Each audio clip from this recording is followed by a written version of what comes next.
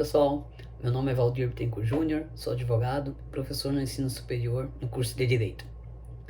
Vamos lá. Ontem eu postei um vídeo falando em relação à questão da análise da MP 927 e dali surgiram algumas dúvidas. Tá? Então eu quero esclarecer. Esse vídeo ele vai ser focado basicamente, tá, para os professores. O foco aqui é a questão dos professores e também eu vou trabalhar aqui a questão das férias coletivas. Tá? Então, as duas situações ali que eu quero trabalhar com vocês, falar com vocês, fazer esse bate-papo. Ontem eu vou ler aqui o questionamento, né? Me perguntaram o seguinte, se no caso dos professores, se também seria possível adiantar as férias, tá? E aí trouxeram um pouquinho a questão lá da LDB, né? Então, assim, ó, o que vale a pena a gente falar? Primeiro, eu tenho que entender que existe regimes diferentes, regimes de contratos diferentes. Uma coisa é aquele professor que trabalha numa instituição privada, que tem um contrato assinado na sua carteira de trabalho e previdência social, aquela carteirinha azul de trabalho, né? Então, esse professor, ele é regulado pelas normas, pelas leis da CLT, da Consolidação das Leis Trabalhistas, né? Então, todas essas leis, elas protegem exatamente esta relação desse professor.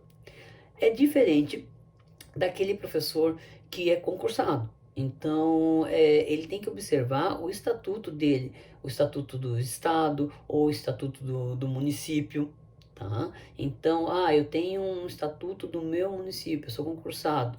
Então, realmente, eu tenho que olhar e analisar aquelas regras daquele estatuto ali.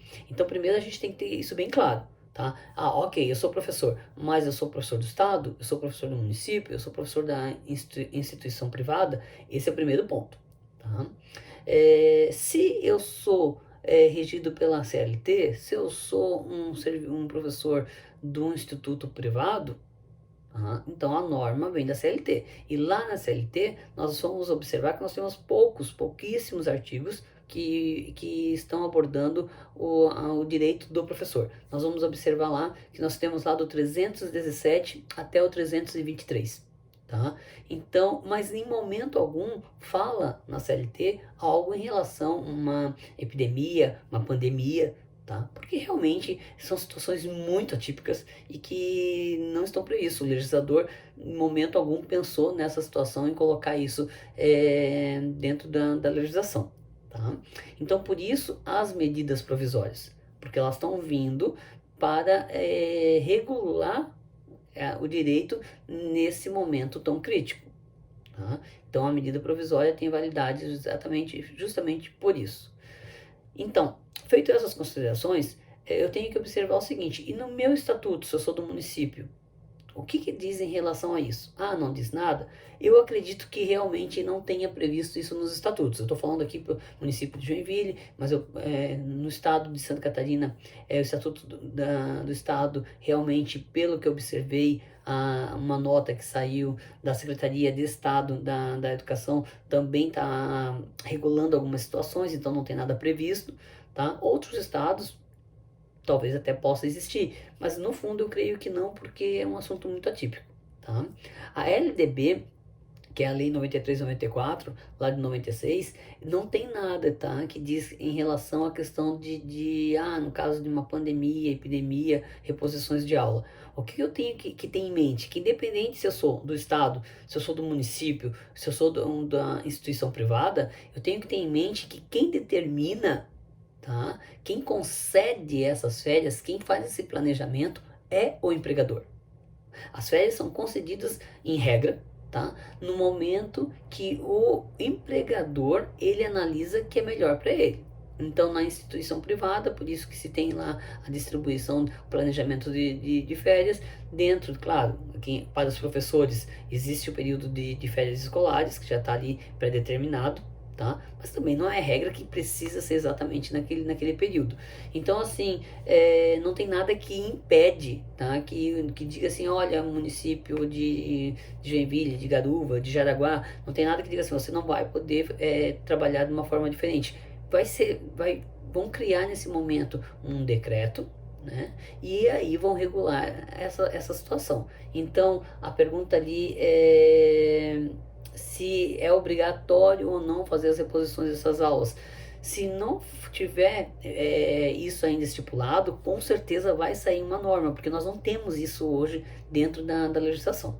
Tá? Eu espero ter esclarecido essa parte em relação a essa questão dessas reposições.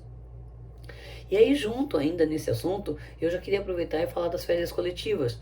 Porque assim, as férias coletivas também quem determina e quem administra isso é o empregador. A única coisa que na nossa CLT, tá, lá nos artigos 139 e 140, que tratam das férias coletivas, existem algumas regras para que o empregador possa conceder as férias coletivas.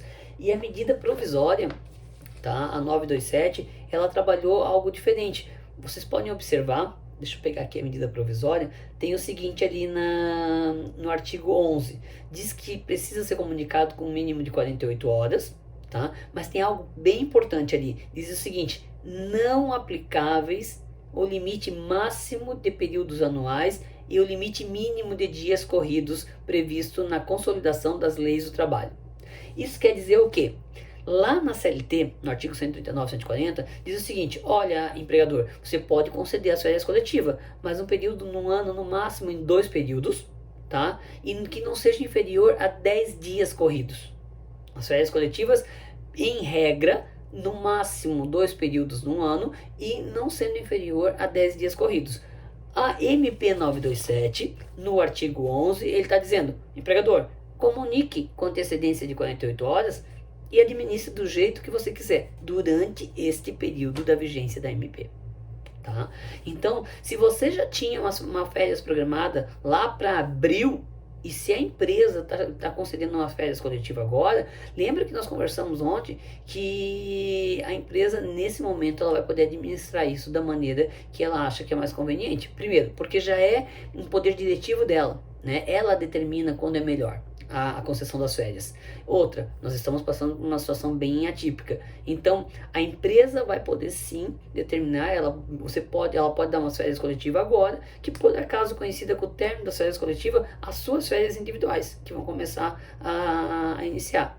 Ah, mas eu não tenho ainda, não estou um ano ainda na empresa. Não faz mal, tá? A empresa pode conceder essas férias e depois fazer esse acerto, alinhar isso daí. Quer dizer, se eu não tenho esse direito adquirido ainda, e se eu estiver gozando de muitas férias, eu vou ter, no momento, um prejuízo, né? Vamos colocar entre aspas um prejuízo, por quê? Porque eu vou ficar um tempo sem poder gozar dessas férias que eu estou tirando com antecedência. É como se fosse um adiantamento, né? Eu não tenho direito ainda, mas nesse momento eu vou estar gozando já das férias antecipadas.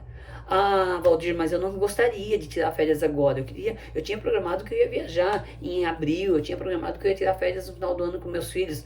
Pessoal, é um momento crítico, é um momento atípico. Então, como o empregador já tinha essa liberdade dele fazer o planejamento e dele conceder no momento que ele acha que é mais oportuno, tá? Agora, devido à MP e devido a essa situação, mais ainda. Tá? Então essa administração, essa flexibilização veio no sentido de tentar manter os empregos. E eu vou aproveitar também, pessoal, e eu vou deixar aqui embaixo, tá, o link dessa nota de 19 de março agora da Secretaria de Estado de Santa Catarina. Então, para os professores que são estaduais, realmente ali precisa ter alguns esclarecimentos, mas em resumo diz o seguinte: terão que aguardar até 2 de abril e terão que realmente esperar, que estão tentando organizar da melhor maneira de como ficará essa situação, tá? Se gostou do vídeo, curte aí, tá? Compartilhe com seus amigos, colegas, se inscreve no canal e a gente volta a se falar muito em breve. Um grande abraço.